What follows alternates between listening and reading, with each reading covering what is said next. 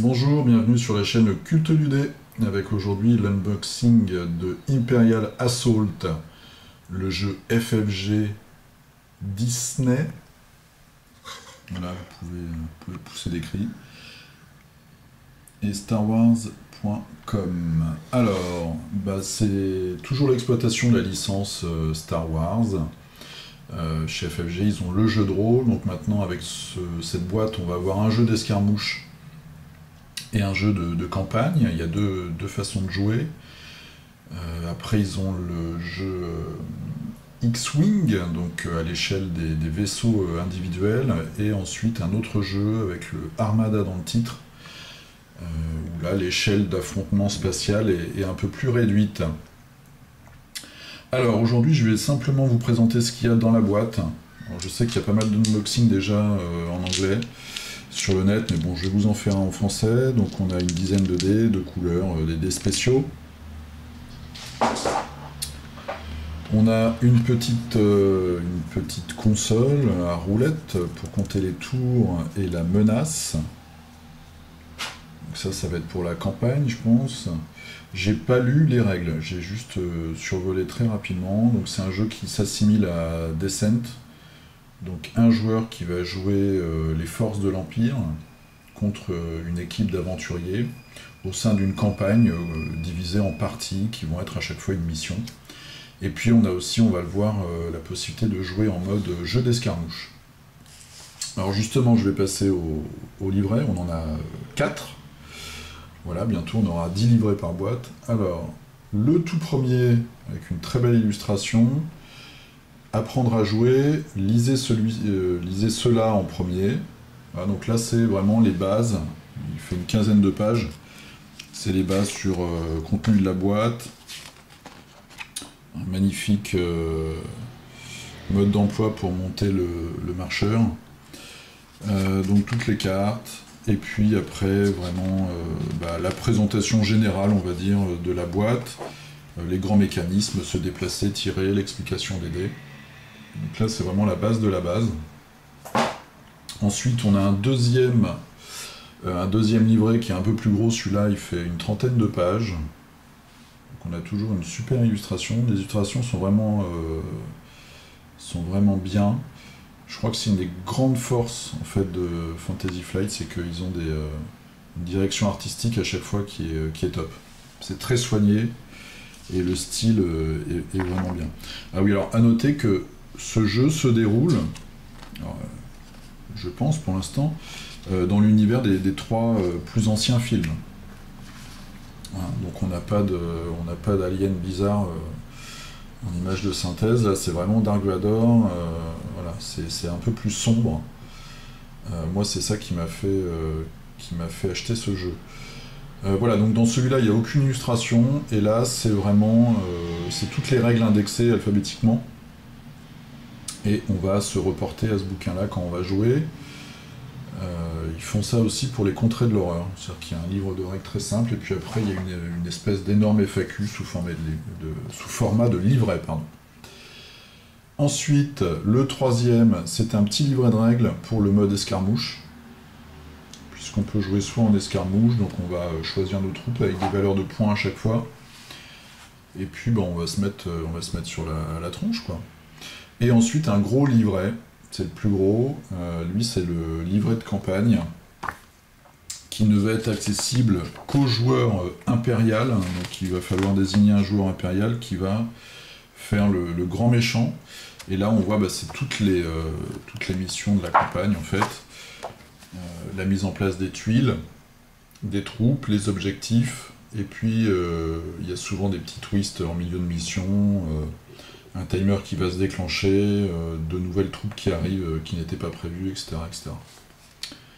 Voilà, avec derrière la fiche de campagne, donc sur l'enchaînement des campagnes.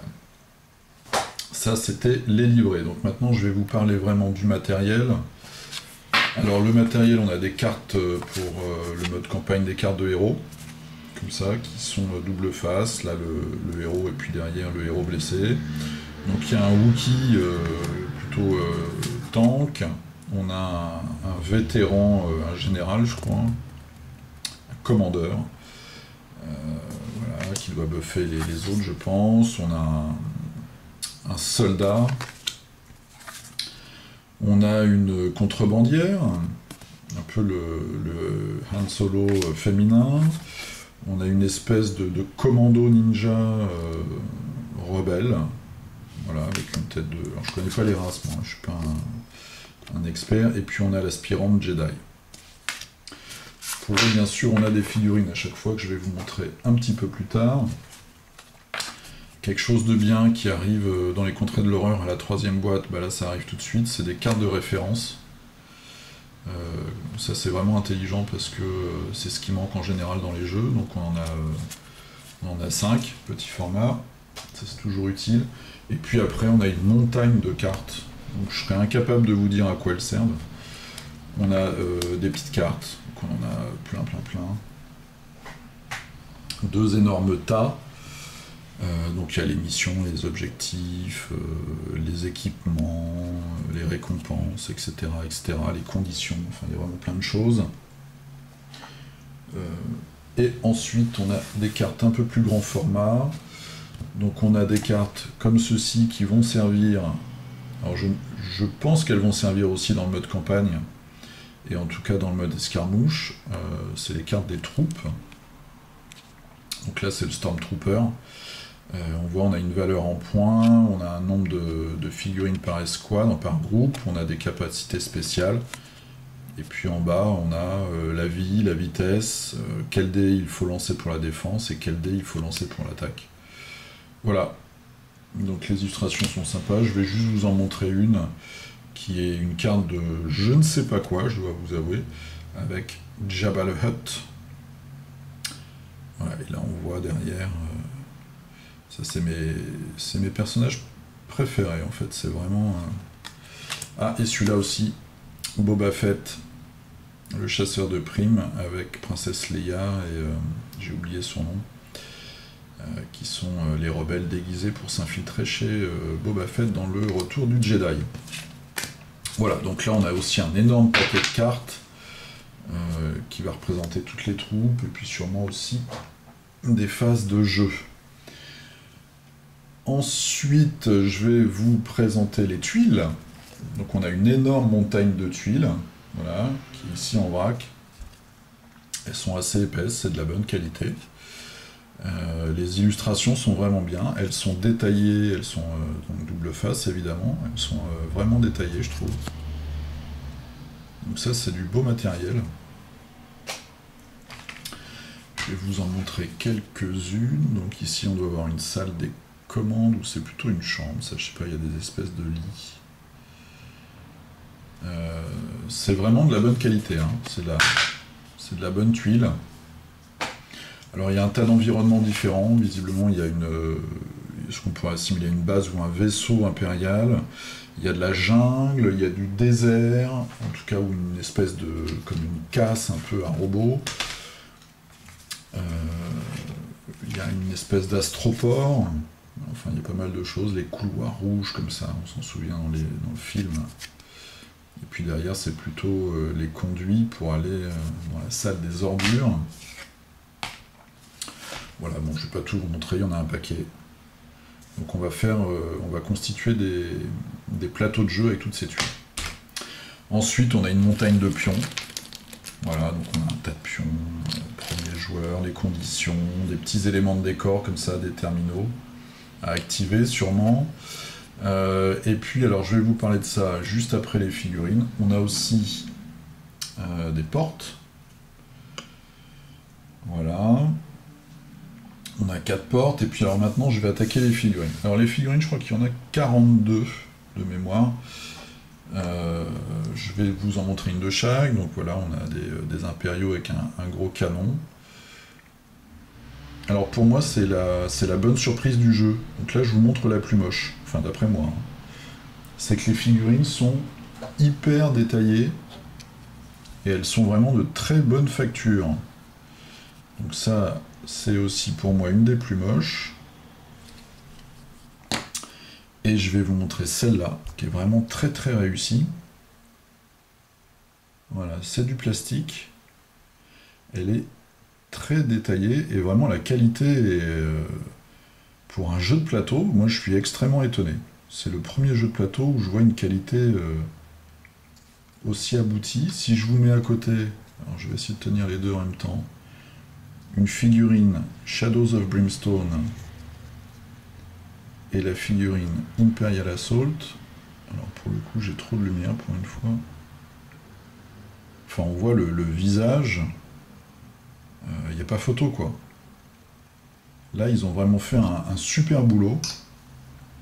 Et si je vous mets à côté une figurine Mars Attack,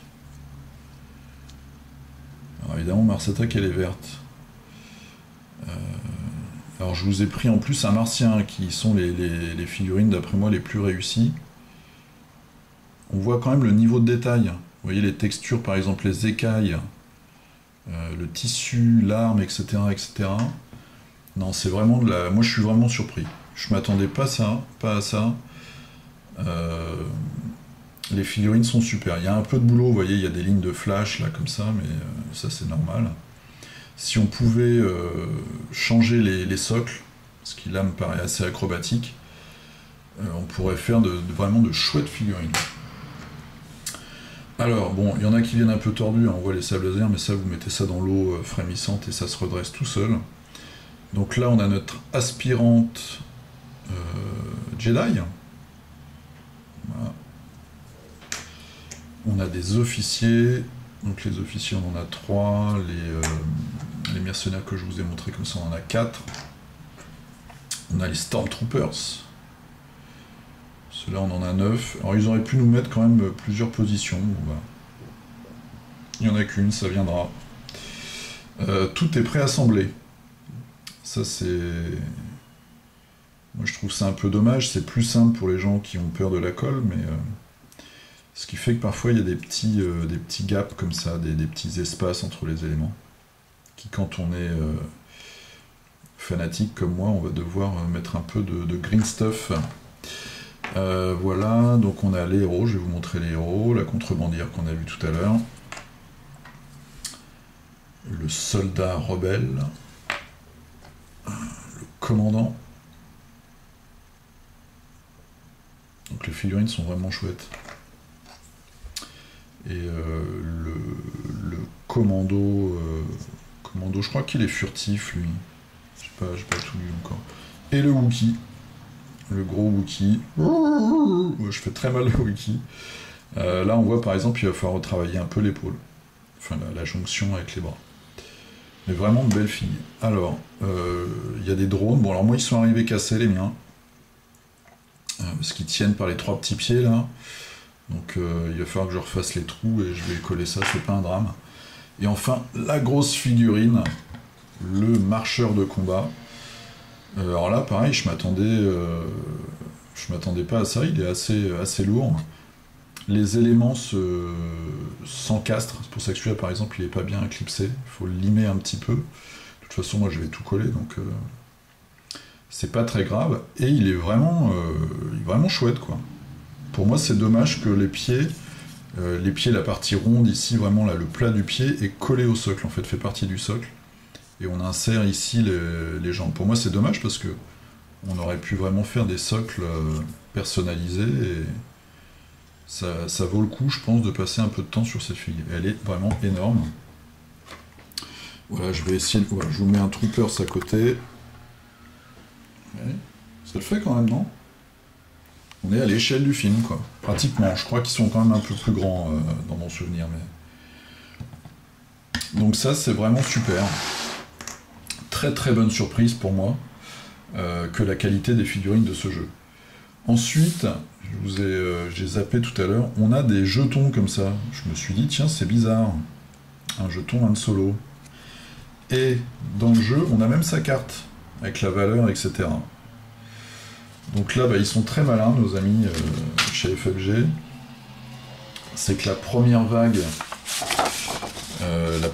de suppléments, eh bien, c'est tout simplement les figurines. C'est des figurines qui remplacent les jetons de la boîte de base. Alors, vu le prix de la boîte, Vu le coût de revient d'une figurine comme ça, parce que ça reste du plastique, hein, moulé à des dizaines de milliers d'exemplaires, bon, moi ça me fait un petit peu mal, ça me fait un peu mal au fondement là, cette politique. Il faut que tout le monde gagne son argent, mais à la limite j'aurais préféré qu'ils fassent des scénarios dans la boîte de base sans ces figurines supplémentaires, sans ces jetons en carton, et qu'ils nous sortent quelque chose vraiment en plus après. Parce que là, ça, je sais pas, moi ça me donne un sentiment un petit peu... ça me met mal à l'aise, on va dire. Alors après, pour s'excuser, ils sont gentils, ils nous font un cadeau. C'est vraiment c'est le marketing des temps modernes. Un bonus inclus dans la boîte. Ouais, enfin, c'est juste inclus dans la boîte, je vois pas pourquoi on appelle ça un bonus.